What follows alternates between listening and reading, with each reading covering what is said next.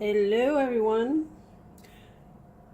So I'm finally getting around to doing the video that I said I was going to do about my character Trinity Moon and my novel. Excuse me. So I have her here. This is the doll that represents the character. And she is sitting at her little witchy table with her crystals and candles, and she has a book of shadows, and she has a bag full of other little trinkets. And this girl over here in the corner, I will talk about her in another video. But today's video is focused on this character here. So this all started back in 2016. Well, with this character started in 2016. But before that, the character had a different name. And the storyline was similar, similar in some aspects. But then I decided, because in November they have the NaNoWriMo, National Novel Writing Month. And I had tried it a couple of times, but I never succeeded. But in 2016, I don't know, I just felt really motivated, and before November came, I had all of this stuff written out in this book. I mean, all my ideas and everything for it. But then I felt like, because I'm a visual person, I'm a visual learner, and I just felt like I needed something more physical, something visual to go with the story in order to really get into it. And then that's when I came up with the idea of using one of my dolls. Well, I actually put her together. I got the Daisy Pop, I believe it's the name of this fashionista head. Was a curvy. So I got the Daisy Pop, and she had the more or less the right hair color. It's bubblegum pink. I would say hers is a little light, maybe more like cotton candy pink, her hair. But the character has bubblegum pink hair and green eyes, and this doll just happens to have green eyes and pink hair. So I popped her head on a Generation 1 blue top made to move body, and my Trinity Moon came to life. Now, there are other characters in the story, like a villain, and she has a best friend it's a he, it's not a she. But I figured we'd go one character at a time. So in the beginning, I wrote down that she was maybe around 16 or 17 years old. She's considered like a modern day witch, but she's inherited, through her family. Her family is a family of witches through centuries, and once the religion of Wicca came into play, her family decided to follow it. So she comes from a long line of witches and Wiccans, and she is Wiccan, but she's eclectic Wiccan, because she doesn't practice like strict the way some people do. She has her own mind, and she likes to mix things up. Like me, I'm also eclectic Wiccan. Um, so she wears glasses, obviously, and the glasses supposedly are supposed to match her hair. So she has pink glasses. I'm sorry it's just so far away and I can't get you any closer, but I have like the notebook is open right here. The computer's here, and there's only so much space to put her there. So hopefully you can see. I'll pick her up in a little bit. So she's about 5'3". She has an average build. I'm dying for that curvy made to move body to get here, because I think I'll feel. So I've been having some trouble with the character as far as the doll itself.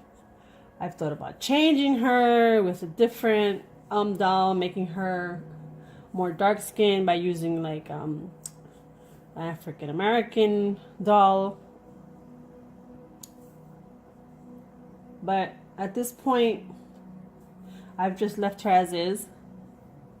But she's supposed to have like curves in the right places and stuff like that.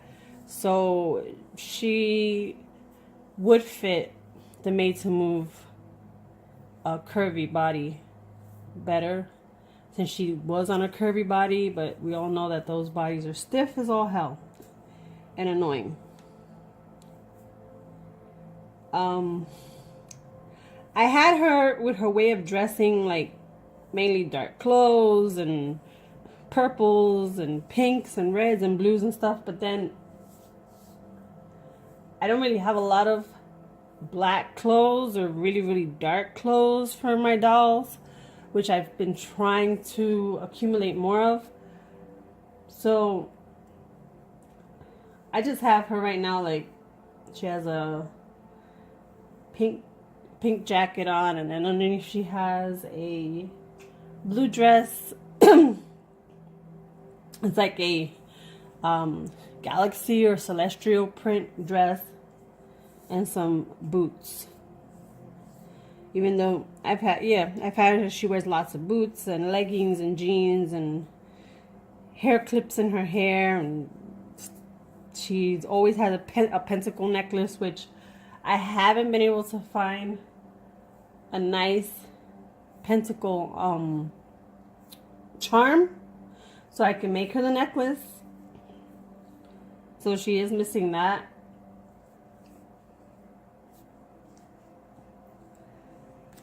And she's been practicing witchcraft all her life, and she's learned it since she was a child. She was raised by her aunt because her parents died when she was young. Her parents were also witches, and just for reference, males are called witches. Male witches are called witches. They're not called warlocks, they're not called wizards, they're called witches. Plain and simple. You're a male, you're a female, you're a witch. Either way. You're not a wizard, you're not a warlock. If anything, the word warlock, you call a male witch warlock, it's like you're offending them. It's like cursing at them, or, calling them a nasty name or something. So that's something just to keep in mind. Her parents were on some sort of expedition, and something happened, an accident happened, and they died when she was young. So she was raised by her aunt, she is the head witch of her local coven. And she's a very powerful witch. So Trinity comes from a very powerful family bloodline. Now when it comes to being a witch, you can have also inherit certain abilities, certain gifts. So some people are witches by bloodline, and some are just witches by lifestyle. They get into it and stuff as a lifestyle. They practice witchcraft. Because not all Wiccans are witches. No, witches are Wiccans. But in my storyline, my characters, well, as far as Trinity and her family, they are witches and Wiccans. Her best friend, Elias, who lives next door, he comes from a Native American background. But we're not going to get into that now because that's a whole other character.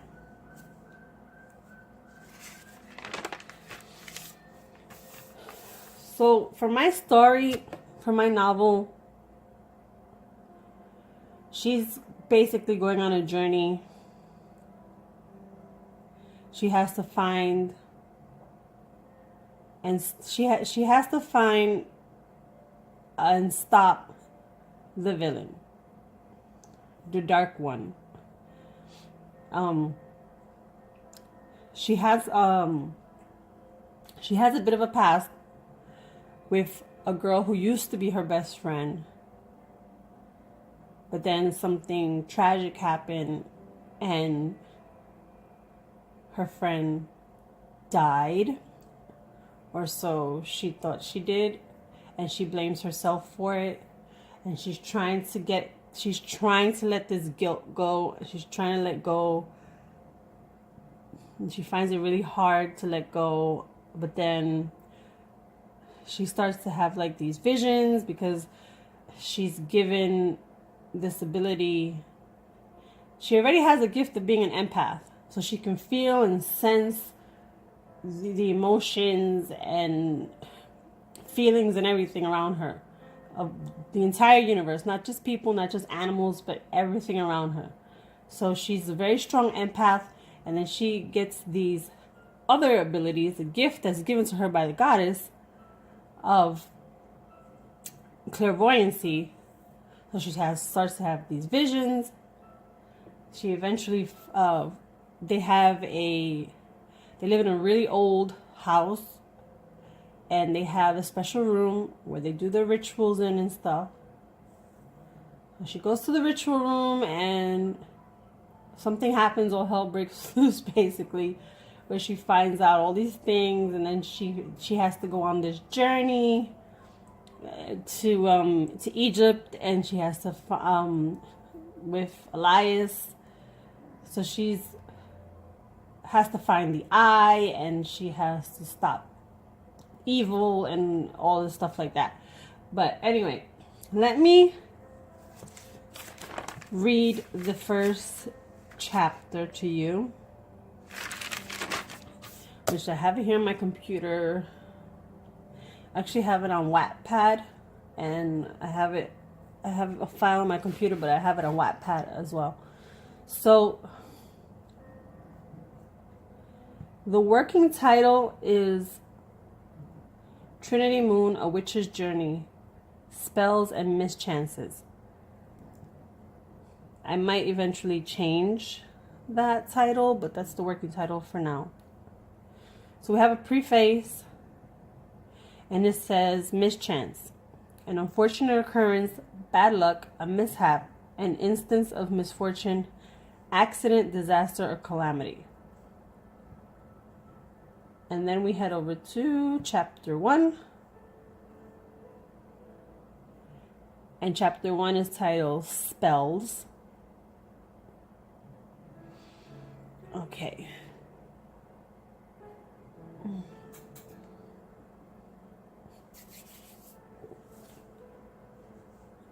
Performing spell rituals wasn't something a witch did on a regular basis. Usually there was something important behind it if one was going to conjure up powerful magic on a full moon night. Trinity Moon was on her way to do just that. A spell ritual to help her heal from a tragic experience, or at least that's what she was hoping it would do. It was a calm and cool October night in Stony Brook, New York, with a lovely harvest full moon above. A rustle of leaves and the hooting of an owl could be heard in the distance as Trinity made her way to the large old oak at the far end of her family's property. She wore her favorite purple velvet hooded cape that was embroidered with silver swirls and circles, and held a satchel filled with all her ritual supplies. For a 17-year-old girl, Trinity had a pretty average build, but with curves in what most would consider all the right places. She stood about 5'3" with long, striking bubblegum pink hair, olive green eyes, and round-shaped glasses that matched her hair, which she always said enhanced her intelligent side. Trinity was a Wiccan and a witch who followed the path of light. This basically meant she was a good witch in normal terms. Calling herself a Wiccan meant she followed the earth-based religion called Wicca.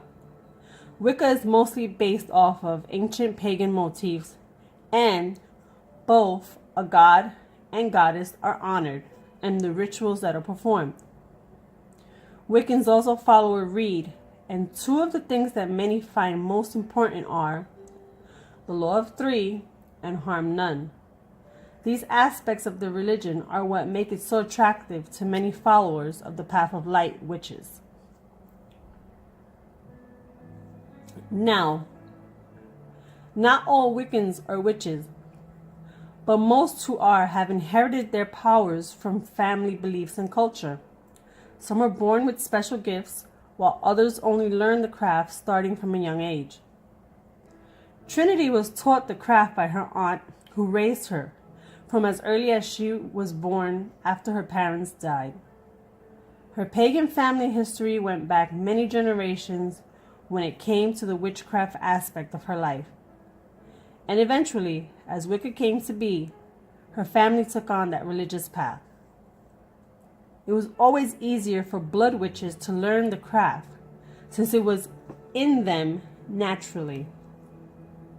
The power that each witch possessed was based off of her or his own inner light.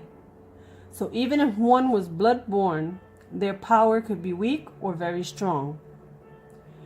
Trinity was one who had developed very strong powers along with her special gifts. And tonight she was on her way to perform a spell that had been passed down by her ancestors.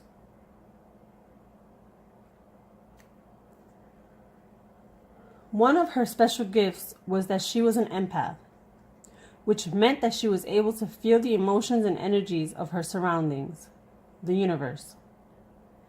This was something that developed right before she became a teenager. At first, she didn't understand what was happening, but her aunt explained and assured her it was normal.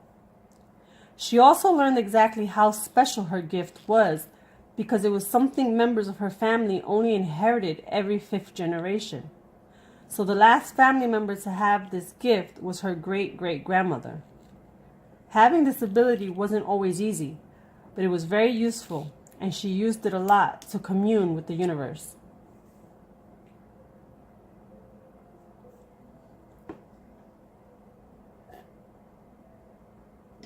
Trinity had finally arrived at the old oak and immediately felt its soothing and alluring energy. Her ability to feel emotions and energy wasn't limited to humans and animals. She had developed a profound connection with the universe as a whole. She placed her hand on its trunk and whispered to it, "Hello, old friend." Immediately after she said those words, there was a loud, swaying sound of branches that the average person would have thought was just the wind blowing through the treetop. But Trinity knew that this was the oak's way of welcoming her. Trinity placed her satchel at the foot of the tree, closed her eyes, raised her arms up in the air with palms up, and began to recite what seemed like a poem. "O great goddess and spirits of night, I come before you with love and light. My intentions are true and pure as I prepare to contact my ancestors of yore. Hear me now and guide me through the spell tonight for healing brew."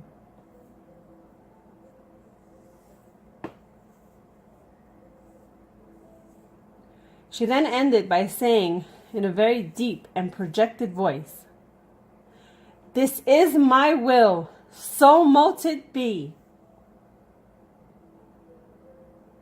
With those last words, she sat on the ground in front of the oak and began to remove her spell and ritual supplies from the satchel. She pulled out a purple cloth that had a symbol of a full moon with 2 crescents on either side of it, a tiny brass bell, some candles in different colors, an incense holder, some incense sticks, a small glass mason jar filled with purified water, a vial of black salt, a lighter, and a bundle of white sage. Trinity gently placed the cloth on the ground in front of her. The symbol depicted on it was that of the triple moon, which was one of the most popular pagan symbols that represented the goddess. She then placed the incense holder in the center, with the jar of water to the left of it and the vial of salt to the right.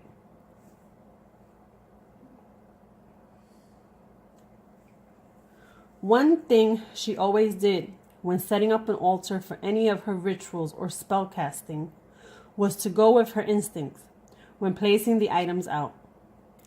Whatever felt right to her is how she would arrange everything. Trinity continued to set up her items on the cloth.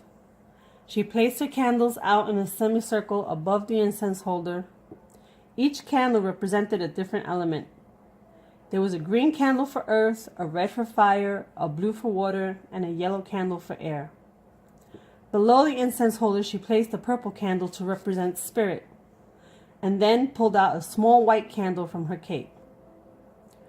First, she rang the tiny bell and then lit the candle in her hand. She picked up the bundle of sage and began to ignite it with the candle flame. Once the sage began to smoke, she wafted around her altar and said, "May the space be cleansed of any negative energy. Only good may enter here tonight."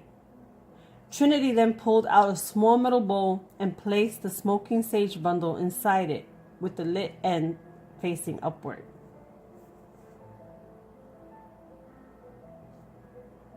Then, with the same white candle, she lit the incense, sprinkled some of the water and salt around the setup before beginning to light each candle.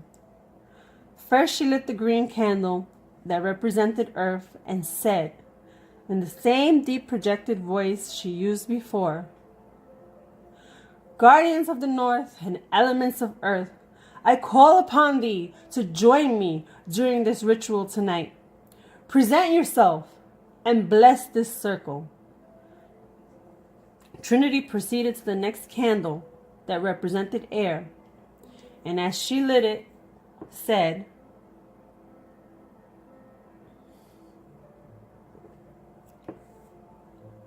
"Guardians of the east and elements of air, I call upon thee to join me during this ritual tonight.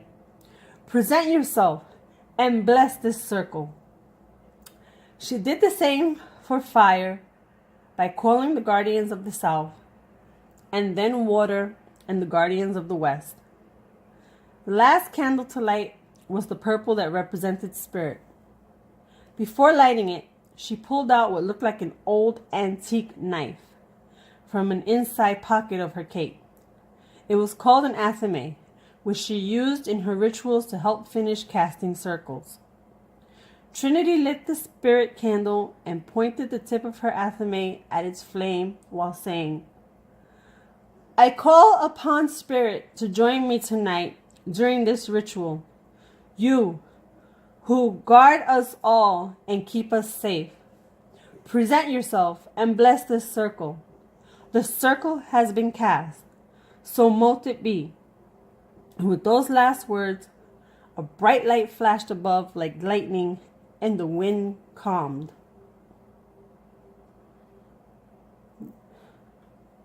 The healing spell required only a few items, as it was more of a verbal spell and not a consumable one. But it was one that had been used by her family for centuries.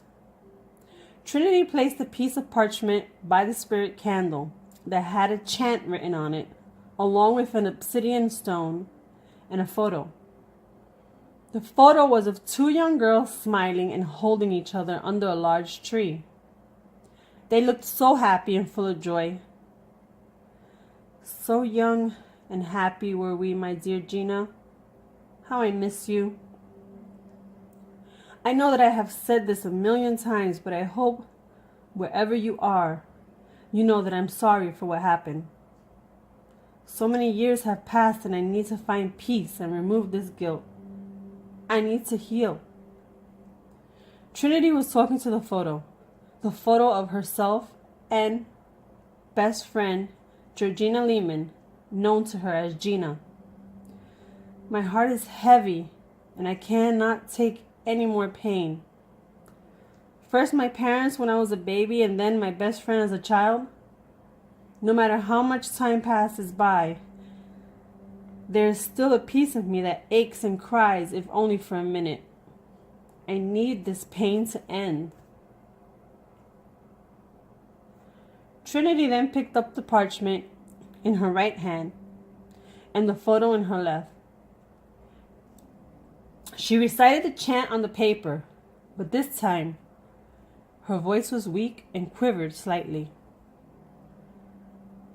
O great goddess, I call upon thee to help remove my pain. Please guide me to peace and help me move on from the pain that haunts me every day. She placed the corner of the photo in the flame of the spirit candle, then put it in the bowl where the burning sage bundle had been. The photo began to burn violently. Trinity picked up the obsidian stone and held it tight as she continued to recite the chant. I burn away my fear. I burn away my pain. May peace come to me and the flame guide my way. As she said these words, the photo burst into a large fireball above the bowl, and it began to hover in front of her face. At that moment, Trinity saw something in the orange glow. A figure? She couldn't make out what it was exactly, but she could see what looked like a silhouette of a person, and what she thought could be a mountain peak behind it. Suddenly, the fireball fell into the bowl, turning back to burning flames of orange and yellow before it dissipated into nothing but ashes. And that is the end of chapter 1.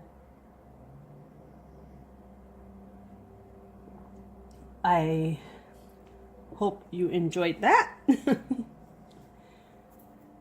So that is the end of chapter 1. And there are many other chapters. I have not finished the novel yet, but I am at the end. And I am trying to finish it. I did win my NaNoWriMo in November of 2016. I hit the 50,000 word mark by the end of the month. But the novel is still not done. I've kind of got a little bit of writer's block and other things that have gotten in the way. But I am determined to finish it, get it edited, and hopefully published. That means that I will need to start a Kickstarter to raise the money to have my novel professionally edited and then publish it. I will probably self-publish it. But I want to do everything right. And it's expensive. It costs money. Everything costs money, but it is expensive to do. So hopefully this novel will be done this year. And I get it published. I did start this past November for NaNoWriMo 2017. I did start on something else, another project. It has to do with Trinity. It's called 10 Short Stories from Trinity Moon's Book of Shadows. And I actually have the first part published on Wattpad. So the address is www.wattpad,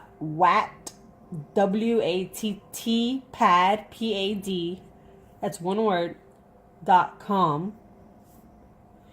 And then my name on there, so you can find me, is Mel Moon Owl. So MELMOONOWL. That is my name on Wattpad. So if you're interested in reading my first short story, you can find it published, and it is called, the first short story is called Banishing Evil. I started on the second one, but I didn't get very far. So no, I didn't finish my NaNoWriMo last year. And the second short story is titled Spectre, but I have not finished it. But right now, my main focus is to finish the main novel. So, and I know this video is long, and I apologize for that, but I'm going to pick her up.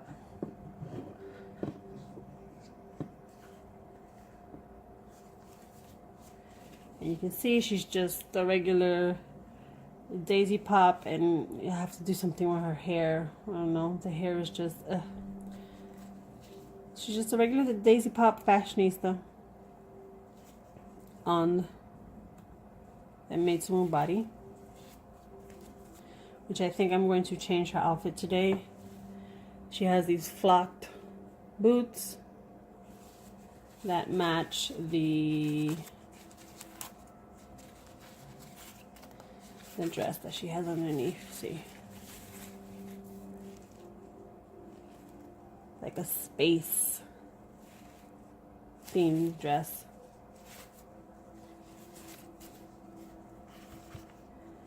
And inside her little bag, it is a functional bag. She has lots of little things. She has some Native American dolls, the male and the female version. This one. See, the bag is functional. And she has the other one. There you go. And if you're wondering, those are charms that I just cut off the little loop on the top. And then she does have some Egyptian background, which they have headed to Egypt. So she has this Egyptian like scroll piece.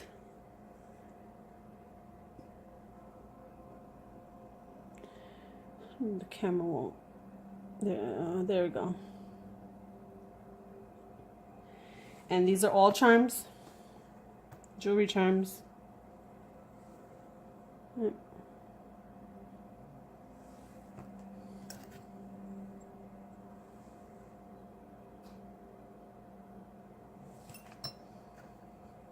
And there's the eye of course.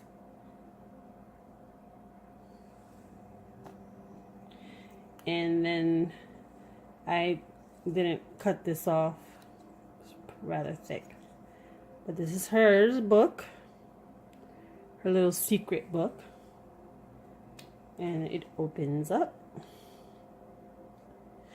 and inside you will see her book of shadows with a pencil. And yes, it is a actual functioning little book. So that is it. That is it for this video. Now you know more about my girl here, Trinity Moon, my little witch. And I don't know. Let me know if you'd like to hear about my other characters, if you'd like to hear another chapter from the book. I probably won't be, not going to read the entire novel in videos, but I don't mind doing like one other chapter if anyone's interested in hearing about it. And if you're interested in hearing about some of my other characters from this storyline, just let me know. Comment below. So remember, I moderate the comments, so it will take a while for your comments to pop up, but as long as it's a good comment, I'll approve it. I'll see you guys later. Have a great day. Bye.